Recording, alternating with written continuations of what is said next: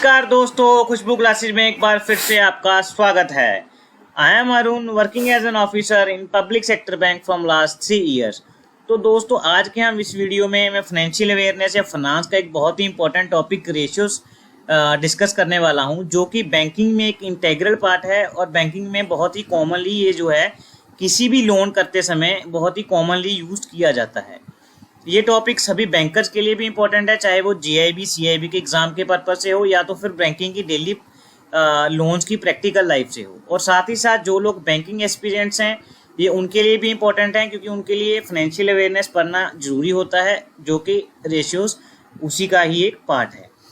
बहुत से लोगों को थ्योरेटिकली नॉलेज तो होती है कि रेशियोज क्या है और उनका फॉर्मूला क्या है, लेकिन इसे बैलेंस शीट में से देख के कैसे वो इम्प्लीमेंट करना है या कैसे रेशियोज निकालनी है ये नहीं पता होता है। तो आज के हम इस वीडियो में ये जो रेशियोज है इसको हम थ्योरेटिकली भी जानेंगे, साथ ही साथ हम प्रैक्टिकली भी जानेंगे कि इसका क्या इंपॉर्टेंस है और कैसे इनको जो है यूज में लाया जाता है। सबसे पहले आज के हम इस वीडियो में जो मैंने आज से सीरीज शुरू की है, जो कि लेक्चर 1 है आज के इस रेशियो सीरीज का। इसमें हम लिक्विडिटी रेशियोज के बारे में जानकारी लेंगे। लिक्विडिटी रेशियोज में मेनली 3 रेशियोज होती हैं: current ratio, quick ratio and cash equivalent ratio. हम इन तीनों के बारे में जानेंगे अगले 10-1 मिनट में, तो आप कृपया वीडियो के अंत तक बने रहें। श्योरली आपको जो है फुल क्लैरिटी दी जाएगी।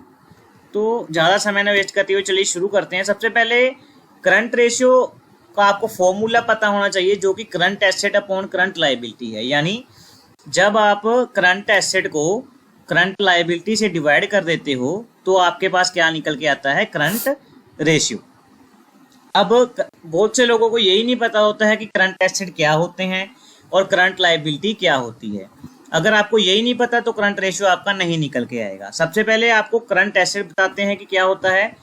वो एसेट जिनको आप कैश में कन्वर्ट कर सकते हो विद इन 1 ईयर, यानी बिजनेस के नॉर्मल कोर्स की बात करें तो वो एसेट की बात करें जो कि 1 साल में कैश में कन्वर्ट हो जाते हैं, वो करंट एसेट कहलाते हैं।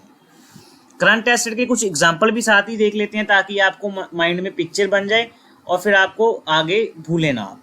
सबसे पहले हम बात करते हैं इन्वेंट्री की। दोस्तों, इन्वेंट्री क्या होती है? जो स्टॉक होता है किसी भी बिजनेसमैन के पास, स्टॉक एक आनी जानी चीज़ है। आपने स्टॉक लिया, कोई आपके पास परचेज करने आया, आपने वो स्टॉक बेच दिया। एक ऐसा तो नहीं है कि आपने स्टॉक लेके रख लिया फिर उसको अगले साल या उससे अगले साल बेचेंगे, ऐसा नहीं होता है। यूजुअल कोर्स में आपने जो स्टॉक लिया वो आप साथ ही साथ क्लियर करते रहते हैं, जो कि मेनली देखा जाता है कि एक नॉर्मल कोर्स में कि 1 साल के अंदर अंदर वो कैश में कन्वर्ट हो जाता है, इसलिए उसको जो है करंट एसेट का जो है वो पार्ट माना जाता है। अब आप ये भी जरूरी नहीं है कि हर एक स्टॉक को कैश के अगेंस्ट ही बेचोगे। सपोज करिए आपने कोई भी ऐसा स्टॉक है जिसको उधारी पे बेच दिया। अब जो उधारी में बेचा आपने, वो जो जिससे आपने पैसे लेने हैं उनको क्या कहते हैं? डेटर कहते हैं। अब नॉर्मल कोर्स ऑफ बिजनेस में ये भी देखा जाता है कि जो डेटर होते हैं दोस्तों, वो ऐसा तो नहीं है आपने एक बार उधार दे दिया बाद में मांगोगे नहीं उनसे, ऐसा नहीं होता है कभी भी। आपने जब किसी को माल उधार दे दिया, आप उससे कहते हो कि भाई ये उधार 1 महीने के लिए है, 2 या 3 महीने के लिए मैक्सिमम आप देते हो। 1 साल के अंदर अंदर आपको उधारी के पैसे भी वापस आ जाते हैं, तो इसको भी जो है करंट एसेट का पार्ट माना जाता है। इसके बाद हम शॉर्ट टर्म इन्वेस्टमेंट की बात करते हैं। जो भी आपने शॉर्ट टर्म के लिए इन्वेस्टमेंट की है, सपोज कीजिए आपने बैंक में एफडी करवा दी है, जो कि 1 साल में 1 साल की मैच्योरिटी डेट है उसकी। आज आपने एफडी कराई, 1 साल के अंदर अंदर वो मैच्योर हो रही है, तो वो भी आपका जो है वो करंट एसेट का पार्ट माना जाएगा। इसके बाद प्रीपेड इंश्योरेंस। कई बार क्या होता है, आपने अपना कोई भी जीआईसी जनरल इंश्योरेंस करवा रखा है, जिसका आपने प्रीमियम जो है वो पहले ही भर दिया, यानी 1 साल आने वाले का प्रीमियम पहले भर दिया, तो वो भी क्या है? करंट एसेट का पार्ट माना जाएगा। अब कैश और बैंक बैलेंस की हम बात करें तो कैश और बैंक बैलेंस तो ऑलरेडी कैश है, ये तो करंट एसेट का पार्ट बाय डिफॉल्ट है ही है, इसका तो अलग से आपको जो है समझने की जरूरत नहीं है। तो ये था दोस्तों करंट एसेट, जो कि 1 साल के अंदर अंदर आप इसको कैश में कन्वर्ट करा सकते हो in normal course of business. अब हम बात करते हैं दोस्तों करंट लायबिलिटी की। करंट लायबिलिटी क्या होती हैं? वो लायबिलिटीज जो कि अराइज हो जाएंगी विद इन 1 ईयर, यानी जिसके पैसे आपको वापस करने पड़ जाएंगे 1 साल के अंदर अंदर। अब करंट लायबिलिटी की एग्जांपल देखते हैं। जैसे आपने कई बार आप क्या करते हो, माल उधार बेच देते हो। जिसको आपने माल उधार बेचा था उनको क्या कहते हैं? डेटर।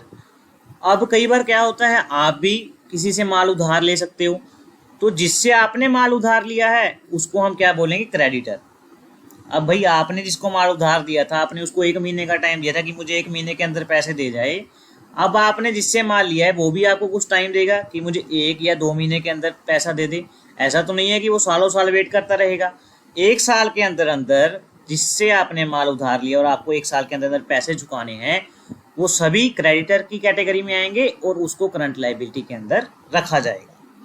साथ ही साथ कोई भी ऐसी लायबिलिटी जो कि 1 साल के अंदर अंदर आपके पास मैच्योर होने वाली है। सपोज कीजिए आपने किसी से पैसे उधार लिए, आपने उससे वादा किया है कि मैं 1 साल के अंदर आपको वापस कर दूंगा, तो वो भी जो है करंट लायबिलिटी की कैटेगरी में आएंगे। आपका बैंक से कोई भी ओवरड्राफ्ट या कैश क्रेडिट लिमिट चल रहा है तो वो भी करंट लायबिलिटी की कैटेगरी में आएगा। ये मायने नहीं रखता कि वो फिर 10 लाख का है या 20 लाख का। आपका बैंक से 10 लाख का ओवरड्राफ्ट चल रहा है या जिसको हम सीसी लिमिट कह देते हैं वो चल रही है, वो भी दोस्तों है करंट लायबिलिटी की कैटेगरी में जो है वो रखे जाते हैं। अब आपने करंट एसेट भी समझ लिए क्या होते हैं और करंट लायबिलिटी भी समझ लिए क्या होते हैं। अब जब आप करंट एसेट को करंट लायबिलिटी से डिवाइड कर दोगे तो आपके पास क्या निकल के आ जाएगा दोस्तों, करंट रेशियो। अब ये तो हो गया, आपने कंसेप्ट समझ लिया कि करंट रेशियो होता क्या है और ये निकलता कैसे है। करंट एसेट भी समझ लिया आपने, करंट लायबिलिटी भी समझ लिया और करंट रेशियो भी समझ लिया। अब हम बात करते हैं कि इसका जो सिग्निफिकेंस क्या है।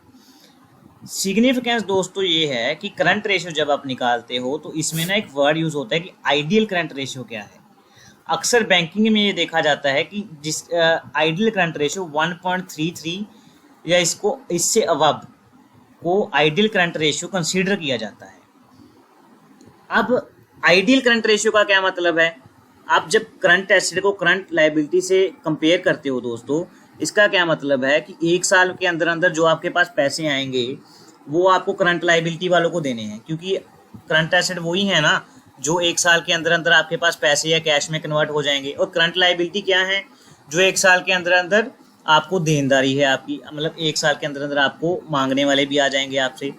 तो दोनों को जब हम कंपैरिजन करते हैं तो वो करंट एसेट आपके पास कम से कम 1.33 टाइम्स होने चाहिए करंट लायबिलिटी के, यानी आपके पास जो करंट एसेट हैं वो कम से कम 1.33 गुना होने चाहिए करंट लायबिलिटी के, फिर आपका बिजनेस जो है वो स्मूथली रन करेगा। अगर इससे कम है तो आपका बिजनेस जो है कभी भी क्रैश कर सकता है, यानी आपको कभी भी बिजनेस में लिक्विडिटी क्रंच आ सकता है।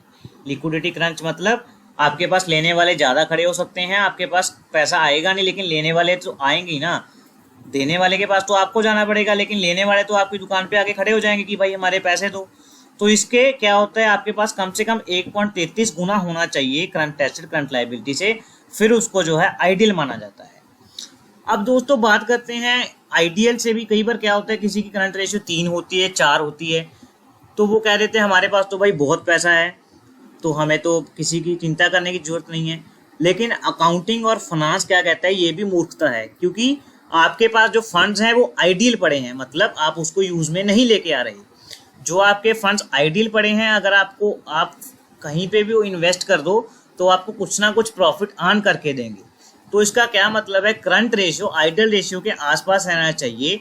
अगर वो उससे ज़्यादा ऊपर है तो भी आपके लिए खतरनाक है, अगर आपसे ज़्यादा नीचे है तो भी खतरनाक है। यानी अगर तो नीचे है आइडियल से तो आपको लिक्विडिटी क्रंच का सामना करना पड़ेगा, अगर ज़्यादा ऊपर है तो आपके पास इसका मतलब फंड्स आइडियल पड़े हैं, आप उसका अच्छे से यूज़ नहीं कर रहे हो, जिससे क्या होगा, आपको कम प्रॉफिट मिलेगा, क्योंकि आप उसको आइडियल ही रखे बैठे हो। अब बात करते हैं बैंकिंग में कैसे काम आती है। जब भी आप बैंक के पास सीसी या ओडी लिमिट लेने जाते हो दोस्तों, तब करंट रेशियो देखा जाता है कि बंदे के पास मिनिमम इतनी करंट लायबिलिटीज तो इतनी करंट एसेट्स हो है ना कि वो अपने 1 साल के अंदर जो भी लायबिलिटीज अराइज होने वाली हैं उनको वो पे कर सके। अब थोड़ा आगे बढ़ते हैं। जब भी हम करंट एसेट को या करंट लायबिलिटी को जब हम भी करंट लायबिलिटी को करंट एसेट्स में माइनस कर देते हैं तो जो फिगर निकल के आती है उसको हम क्या बोलते हैं, वर्किंग कैपिटल।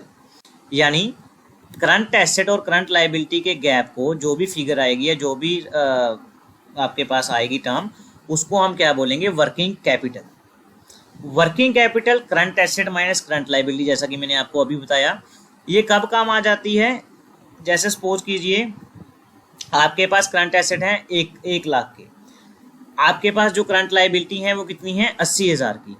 तो 1 लाख में से जब 80,000 हम कम कर देते हैं तो 20,000 जो बचता है वो क्या है दोस्तों, वर्किंग कैपिटल। यानी आपको अगर आप किसी भी बैंक में जाओगे तो जब भी आपको वो शॉर्ट टर्म लोन या शॉर्ट टर्म सीसीओडी देने की बात करेंगे तो आपकी वर्किंग कैपिटल की कैलकुलेशन भी दोस्तों की जाएगी।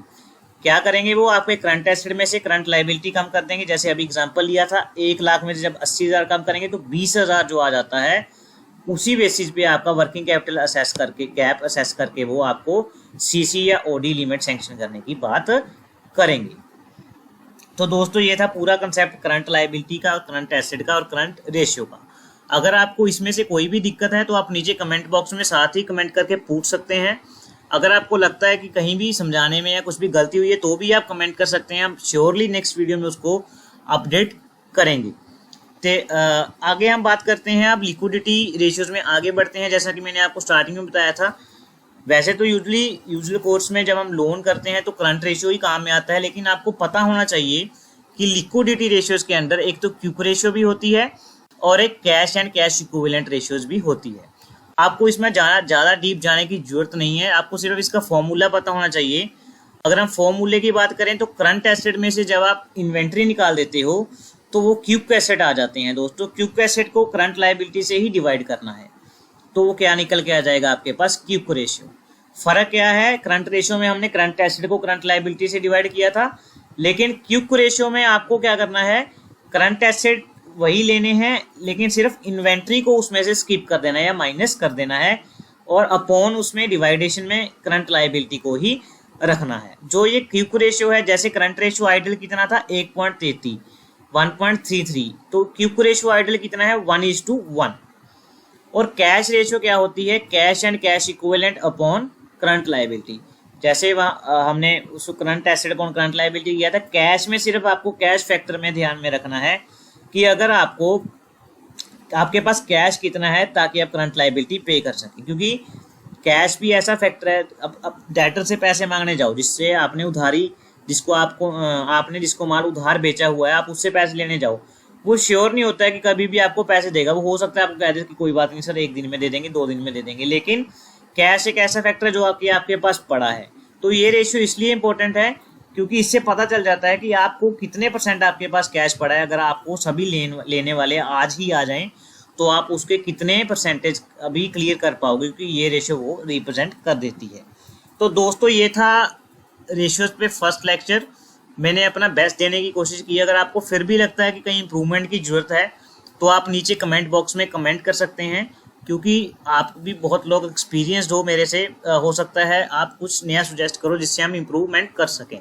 साथ ही साथ हम डेली बेसिस पे ये अभी चेंज शुरू करने वाले हैं लेक्चर की, जिससे आपको जो भी नॉर्मल लाइफ में या बैंकिंग लाइफ में या तो फिर फाइनेंशियल अवेयरनेस की इंपॉर्टेंट रेशियोज हैं वो सारे डिस्कस करेंगे। जैसे कि डेट इक्विटी रेशियो, TOL/TNW, और उसके बाद DSCR, जो कि बहुत ही कॉमन रेशियो यूज़ होती हैं लेकिन नहीं पता है बहुतों को कि कैसे वो यूज़ करनी है। तो अगर आपको ये वीडियो अच्छा लगा हो, हमारा काम अच्छा लगा हो, तो आप चैनल को लाइक और सब्सक्राइब कर दीजिए। तब तक के लिए thank you and bye bye.